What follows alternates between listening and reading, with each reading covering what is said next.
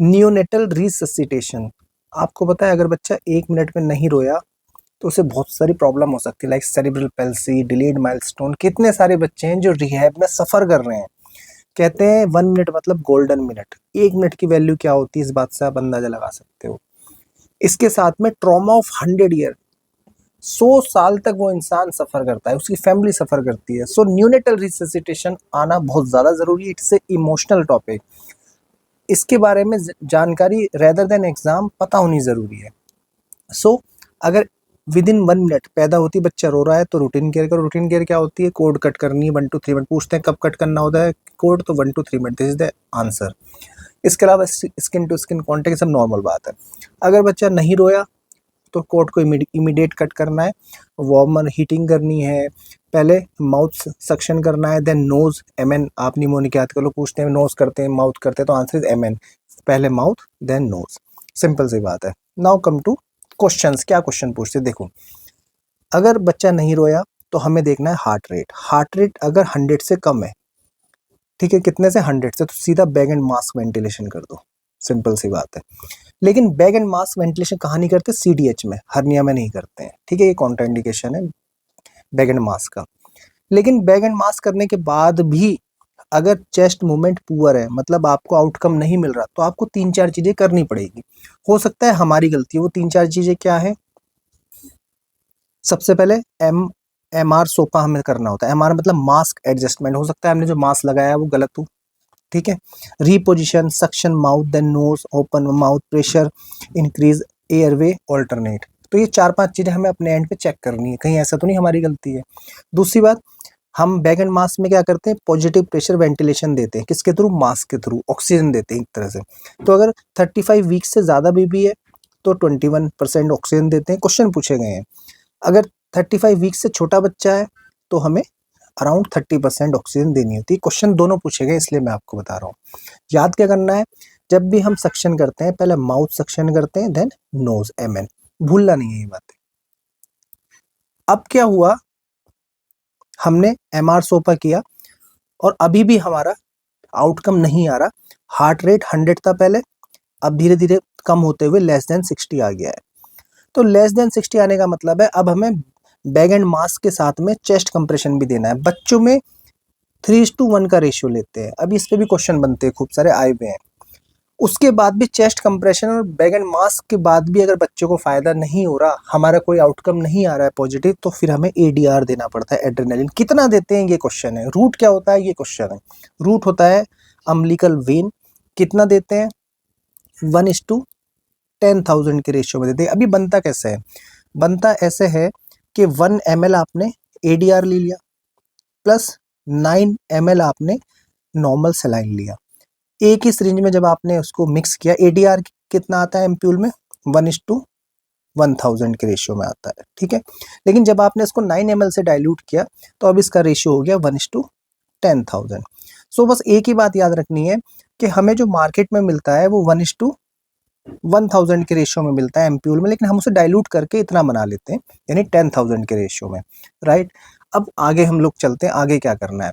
Umbilical when कभी मत भूलना, ये मिलनी बहुत आसान होती है बच्चों में। अम्बिलिकल वेन लो और आईवी 1:10,000 के रेशियो में बच्चे में इंसर्ट करो तो बहुत फायदा मिलता है। नाउ सबसे इंपॉर्टेंट विंडो इस पूरे न्यूनेटल रिससिटेशन की क्या है? Ratio.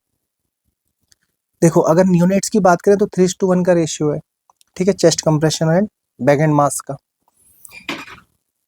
In infant and children में 30:2 का है अगर 1 रेस्क्यूअर है। ये सीधी सीधी लाइन है। अगर मोर देन 1 है तो 15:2 का रेशियो है। ये क्वेश्चन पूछे जाते हैं। 15:2 का कब है? जब मोर देन 1 रेस्क्यूअर है। ऑब्वियसली अगर एक है तो एक हाथ से पहले वो चेस्ट कंप्रेशन करेगा, फिर भाग के जाएगा, सांस देगा, तो इसलिए 30:2 का रेशियो होता है। इधर क्या है, अगर 2 है तो एक तो चेस्ट कंप्रेशन दे ही रहा है और दूसरा बैग एंड मास्क में लगा हुआ है। नाउ अगर सिंपल क्वेश्चन है भाई एडल्ट में बताओ तो 30:2 का। अगर किसी ने पूछा नहीं है 1 रेस्क्यूअर है या 2 रेस्क्यूअर है, तो आंसर इज वेरी सिंपल। अब देखो सीएमएस में क्या क्वेश्चन पूछेंगे, पूछे तो काफी गए हैं बट ये इंपॉर्टेंट क्वेश्चन है। रोड साइड एक्सीडेंट हुआ, पेशेंट पड़ा हुआ है, ट्रेन रेस्क्यूअर था वहां पे, उसने देखा, रेशियो पूछा गया सिंपल, तो आंसर है 30:2, यानी इस क्वेश्चन की बात हो रही है। कुछ और क्वेश्चंस है। अगर बच्चे का हार्ट रेट लेस देन 60 है तो हमें obviously answer is C. Chest compression वो कब करेंगे अगर हार्ट रेट, ये इंडिकेशन है बेसिकली। इंडिकेशन क्या है कि अगर लेस देन 100 है हार्ट रेट तो बैग एंड मास्क वेंटिलेशन करना पड़ता है, अगर लेस देन 60 है तो बैग एंड मास्क के साथ में चेस्ट कंप्रेशन भी करना होता है। रेशियो कितना होता है बच्चों में 33:1 का, राइट। और अगर एडल्ट की बात की जाए तो 30:2 का है। अगर 1 रेस स्क्वायर है, अगर 2 रेस स्क्वायर है तो 15:2 का रेशियो होता है। सिंपल सा, ये तीनों चारों क्वेश्चन पूछे गए। ऑक्सीजन हमें 21% देनी होती है। अगर 35 से छोटा बच्चा है वीक्स का तो 30% ऑक्सीजन देनी पड़ती है, और अगर 35 से ज़्यादा का है तो 21% ऑक्सीजन देनी होती है। Very easy. Now needle stick injury, NSI। अगर आप हॉस्पिटल में हैं और कोई भी आपका डेजिग्नेशन है तो NSI आना बनता ही है, ज़रूरी है, आप बच ही नहीं सकते। कभी ना कभी आपको NSI होनी ही है, सबको होती है, सर्जन को तो होती ही रहती है, very common.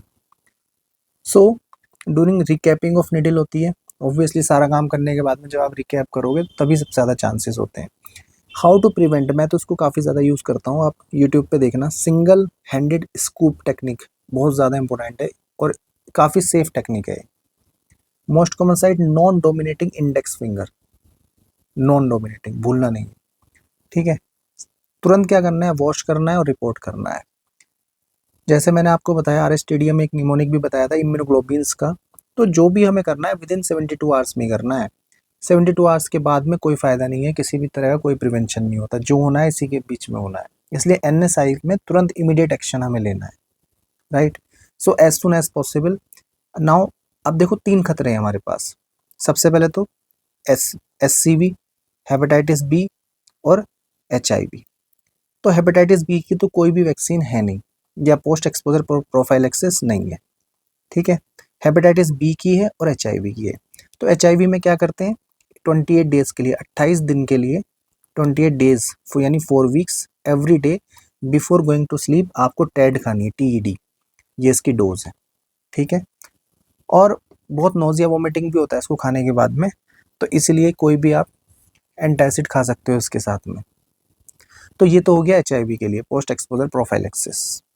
Now hepatitis B के लिए क्या करना है, ऑब्वियसली जितने भी डॉक्टर्स होते हैं या अपने स्टाफ होते हैं, आजकल तो ये है कि आप हॉस्पिटल में तभी काम कर सकते हो जब आपने हेपेटाइटिस बी का वैक्सीनेशन लिया हुआ है, यानी 016 3 डोज होती है, सबको पता होगा। तो अगर आपने कंप्लीट किया हुआ है, आपके पास सर्टिफिकेट है, तभी आप अलाउड हो हॉस्पिटल में काम करने के लिए। इसलिए आफ्टर निडल स्टिक इंजरी सबसे पहले वैक्सीनेशन स्टेटस जानना होता है, मतलब इम्यूनोग्लोबिन्स जाननी होती है, टाइटर हेपेटाइटिस बी का हमारी बॉडी में, टाइटर मतलब एंटीबॉडीज़। तो अगर 10 से ज़्यादा है तब तो कोई दिक्कत नहीं, हमें कोई डरने वाली बात नहीं है। बट अगर टाइटर लेस देन 10 है तो उस केस में बूस्टर देना होता है हेपेटाइटिस बी वैक्सीन का, प्लस इम्यूनोग्लोबिन्स भी देनी होती है। तो ये जो इम्यूनोग्लोबिन्स होती है ये काफ़ी महंगी आती है, इसकी डोज है, और ये बस एक ही बार कैलकुलेट करके वेट के अकॉर्डिंग देनी होती है। हेपेटाइटिस सी का आप कुछ कर नहीं सकते। कुछ क्वेश्चन सॉल्व करते हैं, बहुत ही अच्छे क्वेश्चन इससे आए हुए हैं, काफ़ी सारे क्वेश्चन आए हुए हैं, हालांकि निडल स्टिक इंजरी काफ़ी इंपॉर्टेंट है और HIV। सो अब देखो, आप देखो एक यंग मेडिकल स्टूडेंट है, while working in HIV ward got pricked accidentally. तो मान के चल रहे हैं कि उस पेशेंट को HIV होगा क्योंकि HIV वार्ड में काम कर रहा था, या इसमें ये भी लिखा हुआ है कि स्टेटस इज नॉट नोन, मतलब पेशेंट का स्टेटस पता नहीं है। तो HIV हो भी सकता है प्लस माइनस, बट क्योंकि वार्ड में काम कर रहा है तो ज़्यादा चांसेस है, ठीक है। तो अब हमें क्या करना होगा, तो इस केस में क्या है, देखो कोई भी निडल स्टिक इंजरी हुई है उसमें हेपेटाइटिस सी, HIV और हेपेटाइटिस बी, इन तीनों का खतरा होता है। HCV का आप कुछ कर नहीं सकते क्योंकि पोस्ट एक्सपोजर प्रोफाइलेक्सिस होती नहीं है हेपेटाइटिस सी की, तो इसे हम हटा देते हैं। अब HIV और हेपेटाइटिस बी की बात करते हैं। तो HIV में तो आपको टेड देना ही है ना, फॉर 28 डेज एवरी डे, सोने से पहले लेना ही है एंटासिड के साथ, बहुत नोजिया होता है इसमें। हेपेटाइटिस बी के लिए क्या करेंगे, आप टाइटर कराओगे पहले। अगर टाइटर 10 से ज़्यादा है तो कुछ नहीं करना, अगर 10 से कम है तो फिर आपको बूस्टर के साथ में इम्यूनोग्लोबिन्स भी देनी है। तो बेसिकली कुल मिला के क्या है, इसने पूछा है हमें अभी क्या करना है, तो अभी का आंसर है सी, मतलब टेड आपको देना है, ठीक है। अब फोर्थ ऑप्शन भी अच्छा है, थोड़ा सा कंफ्यूजन करने वाला है, कि टैड के साथ में हेपेटाइटिस बी इम्यूनोग्लोबिन्स भी देना है क्या? तो आंसर है नहीं, पहले तो हमें टाइटर कराना पड़ेगा ना, तो इसीलिए तो टैड प्लस आईजी टाइटर, ये इसका बेटर आंसर है। So answer is C. क्योंकि ऐसे थोड़ी ना आप किसी को भी इम्यूनोग्लोबिन्स लगा दोगे विदाउट नोइंग स्टेटस, आपको पहले जानना पड़ेगा स्टेटस, तभी आपको इम्यूनोग्लोबिन्स लगाना है, क्योंकि महंगी आती है। और महंगी की बात नहीं है, अननेसेसरी अगर टाइटर पूरे हैं तो क्यों लगानी है। नाउ वेरी गुड क्वेश्चन, देखो दिया हुआ है पीईपी फॉर एचआईवी कितने दिन के लिए देते हैं, तो एआरटी देते हैं, यानी ऑब्वियसली टीडी, यानी TD means 3 ART for 4 weeks. अच्छा क्वेश्चन है।